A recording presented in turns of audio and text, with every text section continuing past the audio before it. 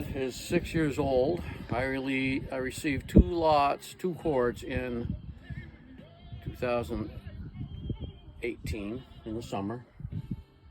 One of them was 11 o'clock at night. One of them was earlier in the morning. And it's all spruce and birch, and that's what we have in Alaska, and it burns good at our little stove. So I'm looking at 6-year-old dead wood, and it's good. Nothing wrong with it.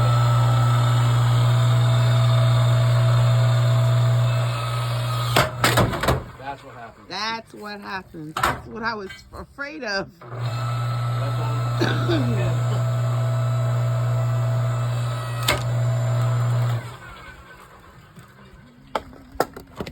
Nice. Now that'll burn on the stove. I'll make it smaller just because we put more in. Put more in and it'll last longer.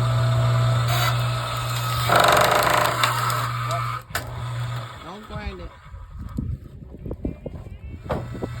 Mimi James splits wood in Alaska. Look at her go. Keep going. Okay, now stop. Turn that big one. Just like that. You're good to go. She's rocking and rolling now.